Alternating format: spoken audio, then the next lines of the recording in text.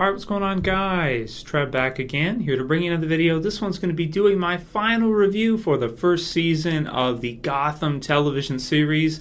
This one will be for the season finale, Season 1, Episode 22, All Happy Families Are Alike.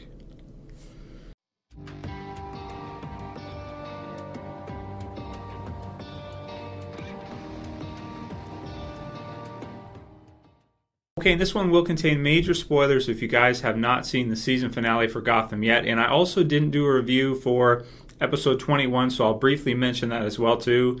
The finale for Gotham blew me away. Absolutely blew me away. I mean, we knew the show was great as the season was going through. You know, it started off, there was a few episodes here and there that weren't the best. We had like Balloon Man and stuff like that, where it was like, what is that? And I just wasn't sure where they were going with the show. But then as soon as we got more into it and we started to see more episodes, we started to find out really quickly that this show is amazing. Not only do you get 22 episodes a season, which is a ton for your 1 hour block, your 42-minute episodes. 22, man, it's amazing. It's 22 weeks a year we get new Gotham. It's awesome. I'm excited for season 2 as well too, and I hope they do another 22 episodes in season 2. Yeah, but not only that, the fact that they're doing a lot of episodes, the quality is amazing, Like, they're 22 episodes, but it's not like they're 22 crap episodes where it's like just fast stuff's just random, maybe CSI stuff like this week, on Gotham. They try to find this person, and then that week they find that person. And there's a little bit of that mixed in, the detective work and that of episodic, one episode to another. But even though you have certain things like that as they're going through, you do have overarching stories with all the different characters. We have rivalries between characters. You've got Maroni and Penguin and Fish and Penguin and Carmine's still there, as he was there all the way through the first season. And you have Barbara, and she leaves and then she comes back, and man, amazing stuff. So big time spoiler warning. So this finale just, and even the parts with the Ogre too. I thought the Ogre episodes were just amazing, man. It just blew me away as well too, what they were doing with Ogre and Barbara and Jim, and that were just, man, the lead up to the season finale also just amazing as well too. Even the third last episode, amazing too. So my lack of enthusiasm in this video, I'm actually really not feeling well. I'm like sick. That's why I look like crap.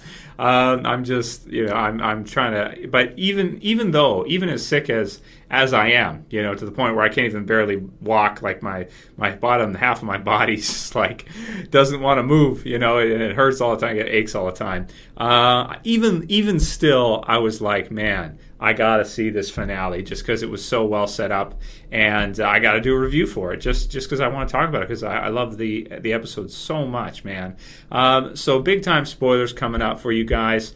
If you haven't seen it yet, I highly suggest you do. Let's talk about the deaths. Let's talk about the the different things that happen in the finale. Amazing, man. So of course we had the Riddler where he kills Riddle Man, the officer. Is it Doherty? Is that it? Yeah, so he kills him. We get the stuff with that. I really liked in the finale how they had the flashing scene as he's arguing, and as we can see, he's got these, he's got some psychological issues, and we've got some arguing in between. Maybe his, maybe a dissociative personality that's building a Riddler personality persona inside of him. As she finds out that the first letter, Nigma, all the way down, which is pretty amazing. I was thinking he might like her even more because she actually figured it out. He probably didn't think that she would. Miss Kringle? Yeah, Miss Kringle. But she did. So I tend to think he's going to be like worried, but at the same time, he might like her even more because he's going to respect her that she figured it out, right? And question him about it. So I love what they did with the Riddler in the finale. The stuff between Barbara and the Doctor. Jim's new squeeze. There's a Batman reference for you. Oh man, really cool. Now I did think, I'll be honest with you guys here, I thought that Barbara was going to kill her. I did, and I thought they were going to have that as one of the big finale deaths, but I'm glad they didn't, because I like the Doctor a lot more, and I'm not too big of a fan of Barbara at this time, and I guess we'll have to see what happens with her. But we found out also, another reveal, that she killed her parents too, or she finished off her parents. So she is not innocent in this whole thing. The ogre didn't do it all. She did part of it too, and he kind of, and I kind of thought that's where they were going with their story, was that they were going to make her kind of crazy, and they went for it, and I really liked that last fight scene. Between the two of them. And I'm pretty happy that the good doctor does survive. Even though you could tell from the beginning, it's like, no, don't go. What are you doing? Of course not. Of course you're not going to go. You're involved with Jim. You can't go. You can't do that. So, but anyway, it made for a really exciting part 2. And that wasn't even like the main focus of the finale. That's just part of it.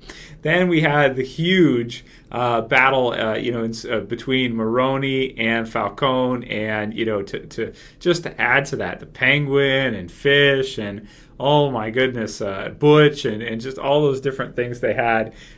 Finally, up to the final moment when Penguin throws her in the water, gets up and proclaims his victory, that his plans have worked out, and this city is his. He has taken the reins of this city, and we found out why Fish is not going to be in season 2. Because, of course, as we got to see, she's dead, so she's not going to be returning. So that death was a little bit ruined for me, because I kind of figured, I heard that earlier, that she wasn't going to be in the second season, and it was like, well, why? And then now we know why. She's killed off in the finale. In what was a very, very exciting death, and I really liked how that rivalry between her and Penguin finally worked out. Especially love the parts when he grabs the machine gun. He's like, just blasting people down, shooting guys and everything coming out. Fish, Man, so much fun. He's awesome, man. Robin Lord Taylor, so funny because he was in Walking Dead before this. But man, he's awesome. He's got to be one of my favorite characters from the show. What a great kind of villain, and just creator of absolute chaos. We got to see how he rose up in the, because the Penguin in the comic books was always like a mobster, and in the Tim Burton movies, with Danny DeVito as the Penguin, a lot of people got a misconstrued idea of who the Penguin is. He's not really a circus. Well, he is kind of a circus freak, but he's not really a circus freak. And in this, they kind of took the comic book version and that sort of freaky version. They kind of smashed them together, and we have our mobster Penguin, who is closer to the original comic books than the Tim Burton movies, which I loved a lot. And Robert Lord Taylor, he did an amazing job as Penguin. I really enjoyed seeing him all the way through. So the other main death, Fish killing Maroni, oh man, I like that a lot too. That was great, because I figured what's going to happen if she just shoots him, because she's been through a lot, so she's not going to have the patience to deal with a guy like this when she's basically got all the guys there and she's delivering it to Maroni on a silver platter. Just to be back in the situation that she was in with Falcone originally, you really think she's going to want to do that? No way. She wants equal or better. She's not going to want to be number 2. So that was a really shocking scene as well, too, because Maroni was a really cool character, too. And, I thought he was a great mobster as well, too, and to see the battle was great. So now Falcone basically retires, or at least seemingly. I wouldn't be surprised if they actually bring him back, though, even still. But it looks to me like Penguin at this point has basically taken over, and that at least for a little while, Falcone may go away and Penguin can kind of reign supreme for a while he goes and retires. Because he's like, I had enough of this shit. I can't deal with this shit anymore. Gotham is ridiculous. It's just too crazy.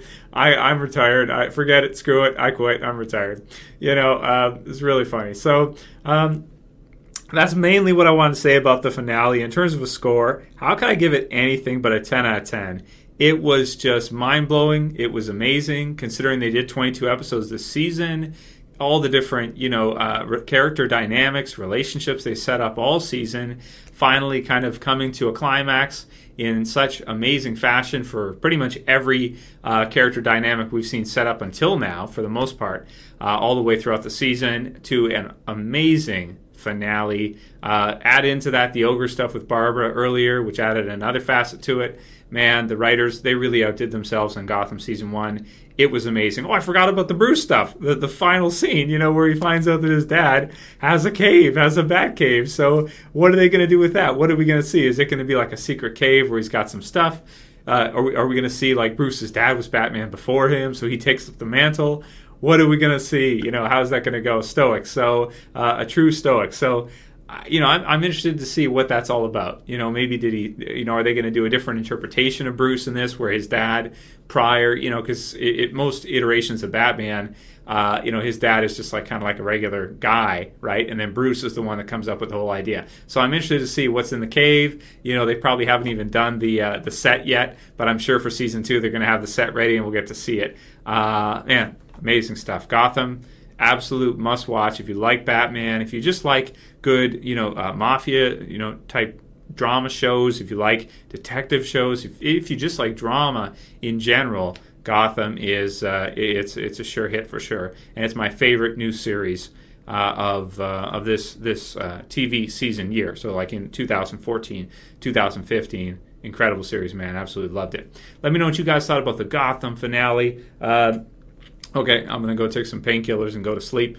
If you like the video, please thumb it up below. If you want to support the channel, please share it. Please favorite it. If you're new, you want to see more from me, you want to go ahead and subscribe. I promise most of my reviews are better than this one. Go ahead and subscribe at the bottom left. Man, really enjoy Gotham. If you guys have any video suggestions for Gotham discussion topics, maybe a top 5 favorite episodes, or for sure I know which one is number 1 and which one's number 2, the last 2 episodes, no doubt. What an amazing show. They outdid themselves. Gotham, absolutely love it. Amazing series. Absolutely amazing. Anyway, let me know what you guys think about all that, and that's pretty much all I got to say for this season. Let me know what you guys think in terms of video suggestions. I'll see you guys soon. As always, it's Trev, saying peace. Later, guys. See ya.